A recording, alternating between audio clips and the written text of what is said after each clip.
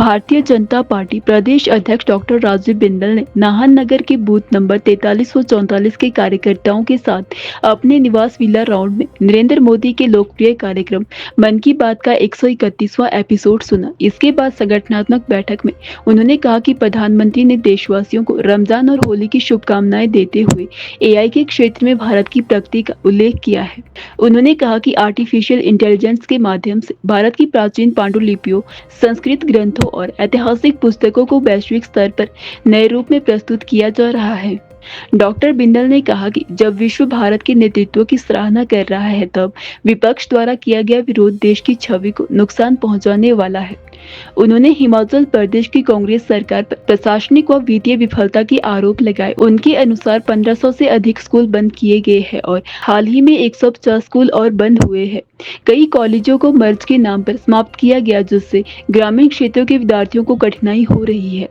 Doctor Bindal ने बिजली बिलों में वृद्धि, नए मीटरों के बाद बड़े बिल, एंटी टैक्स, डीजल कीमतों और बस किराए में बढ़ोतरी को लेकर भी सरकार की आलोचना की। उन्होंने कहा कि कर्ज का बोझ जनता पर डाला जा रहा है। अंत में उन्होंने कार्यकर्ताओं से आह्वान किया कि वे प्रधानमंत्री के संदेश से प्रेरणा लेकर संगठन को मजबूत करें और जनसेवा के कार्यों को गति दें। मोदी जी के मन की बात का 131वां एपिसोड था।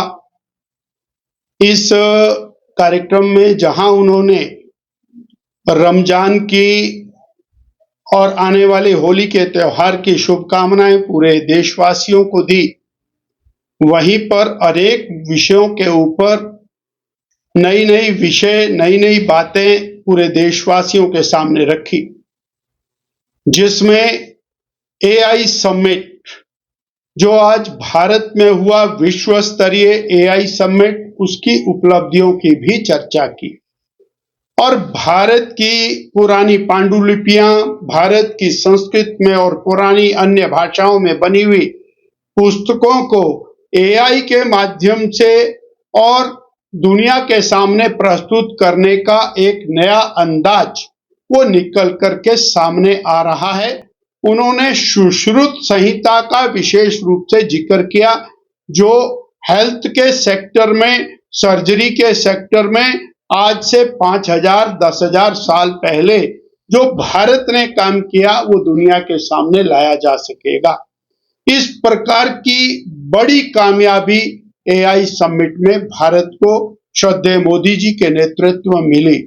परंतु कष्ट का विषय यह है कि कांग्रेस पार्टी, जिसने राष्ट्र विरोध के, देश विरोध के सारे और कॉर्नर्स तोड़ दिए हैं, उसने, युवा कांग्रेस ने अपने अर्धनग्न अवस्था में आकर दुनिया के सामने जो भोंडा प्रदर्शन किया है वो निंदनीय नहीं है, अपितु बहुत ही चिंतनीय है।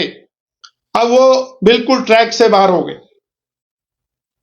उनका तो कुछ हिसाब किताब ही नहीं। और स्वयं शिक्षा मंत्री जी ने इस बात को स्वीकार किया है कि 1,500 से ज्यादा स्कूल बंद कर दिए और पिछले कल 150 स्कूल बंद किए, बहुत सारे कॉलेज बंद किए। नाम उसका मर्जर है। मर्जर से क्या मतलब है? एक स्कूल बंद कर दिया, दूसरे में बच्चे डाल दिया, तो दूसरे में तो जाएंगे ही भाई। एक स्कूल जब बंद करोगे तो दूसरे में जाएंगे। और हिमाचल प्रदेश का शिक्षा का बेड़ा गर्क करने के ऊपर पूरी तरह से कांग्रेस की श्री सुखविंदर सिंह सुक्खू जी की सरकार तुली हुई है। कुपवी से 60 किलोमीटर दूर पड़ता है अगला कॉलेज, आवागमन के साधन नहीं, वो कहां पढ़ने के लिए जाएंगे?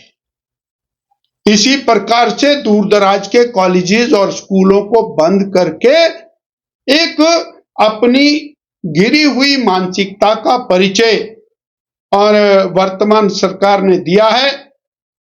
और अब तो इंतहा हो चली है।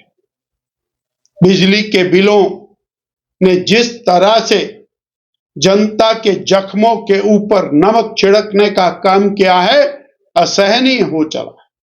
इस प्रकार जो सरकार ने कर्जे लिए, कर्जे लेकर के घी पिया, कर्जे लेके मित्रों के लिए काम किया और उसका बोझ अब गरीब जनता पर डालने का काम शुरू किया है।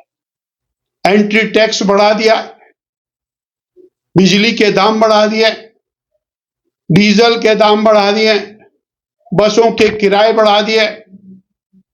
अब कितना कुछ जनता को परेशान करेंगे, ये हिमाचल की जनता अब त्रस्त हो चुकी।